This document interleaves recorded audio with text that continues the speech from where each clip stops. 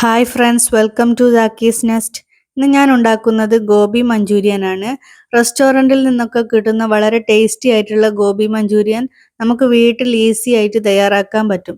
അപ്പം ഗോബി മഞ്ചൂരിയൻ എങ്ങനെയാണ് വീട്ടിൽ തയ്യാറാക്കുന്നത് എന്നൊന്ന് കണ്ടു നോക്കാം. അതിനു മുമ്പ് ഈ വീഡിയോ നിങ്ങൾക്ക് ഇഷ്ടപ്പെടുകയാണെങ്കിൽ ഒന്ന് ലൈക്ക് ചെയ്യാനും ഷെയർ ചെയ്യാനും, അതോടൊപ്പം നിങ്ങൾ ചാനൽ സബ്സ്ക്രൈബ് ചെയ്യാതെ കാണുന്നവരാണെങ്കിൽ ഒന്ന് സബ്സ്ക്രൈബ് ചെയ്യാനും മറക്കരുത് കേട്ടോ. ഇനി നമുക്ക് ഗോബി മഞ്ചൂരിയൻ തയ്യാറാക്കാം. അതിനുവേണ്ടി ഞാനിവിടെ ഒരു പാത്രത്തിൽ കുറച്ചധികം വെള്ളം തിളക്കാൻ വേണ്ടി വെച്ചിട്ടുണ്ടായിരുന്നു.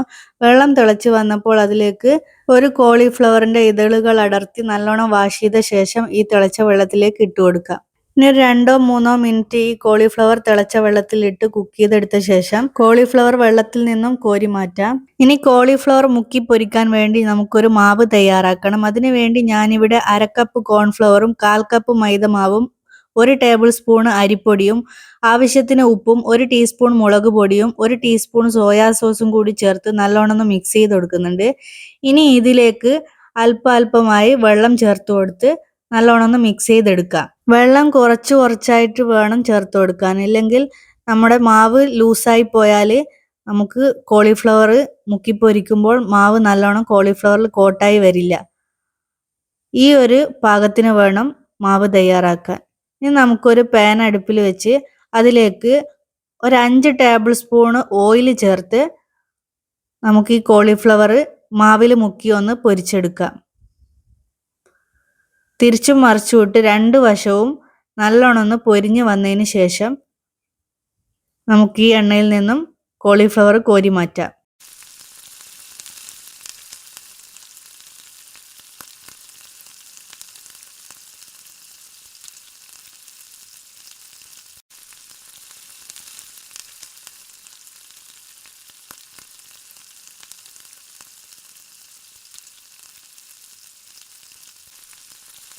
മുഴുവൻ കോളിഫ്ലവറും ഇതുപോലെ വറുത്തെടുക്കണം.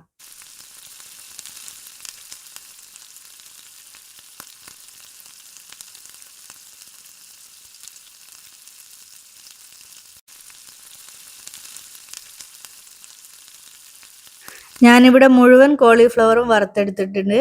ഇനി ഇതിലേക്ക് ഒരു മസാല തയ്യാറാക്കണം. അതിനുവേണ്ടി ഞാനിവിടെ ഒരു പാൻ അടുപ്പിൽ വെച്ച് നമ്മൾ കോളിഫ്ലവർ വറുത്തെടുത്തിട്ടുള്ള എണ്ണയിൽ നിന്നും ഒരു 2 ടേബിൾ സ്പൂൺ ഇതിലേക്ക് ഒഴിച്ചു കൊടുക്കുക. ഈ ഓയിൽ ചൂടായാൽ അതിലേക്ക് 1 ടേബിൾ സ്പൂൺ വെളുത്തുള്ളി ചെറുതായിട്ട് കട്ട് ചെയ്തത് ചേർത്ത് കൊടുത്ത് ഒന്ന് നല്ലോണം വഴറ്റി കൊടുക്കാം. വെളുത്തുള്ളിയുടെ പച്ചമണം മാറുന്നത് വരെ ഒന്ന് വഴറ്റി കൊടുക്കാം. ഇനി ഇതിലേക്ക് ചെറുതായി കട്ട് ചെയ്ത് വെച്ചിട്ടുള്ള ഒരു ചെറിയ കഷ്ണം ഇഞ്ചി കൂടി ചേർത്ത് കൊടുത്ത് നല്ലോണം വഴറ്റിയെടുക്കാം. അതിനുശേഷം 6 പച്ചമുളക് കീറിയത് ഇതിലേക്ക് ഇട്ട് കൊടുത്ത് നല്ലോണം വഴറ്റി കൊടുക്കാം. പച്ചമുളക് മൂത്ത് വരുന്നത് വരെ ഒന്ന് വഴറ്റിയെടുക്കണം.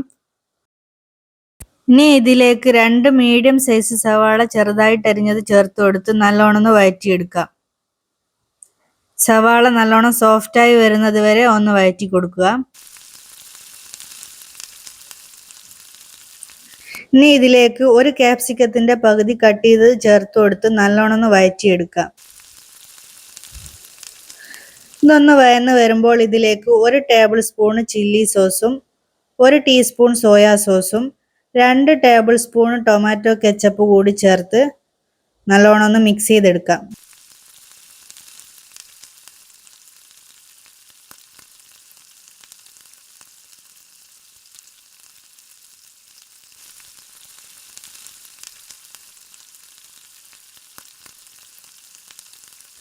ഇനി ഒരു പാത്രത്തിൽ 2 ടേബിൾ സ്പൂൺ കോൺഫ്ലവർ ചേർത്ത് അതിലേക്ക് ഒരല്പം വെള്ളവും കൂടി ചേർത്ത് നല്ലോണം മിക്സ് ചെയ്തെടുക്കാം.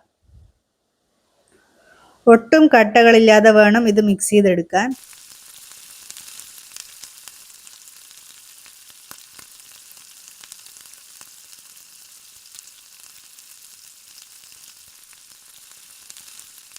ഈ ഒരു മിക്സ് നമ്മൾ തയ്യാറാക്കിക്കൊണ്ടിരിക്കുന്ന മസാലയിലേക്ക് ചേർത്ത് കൊടുക്കാം.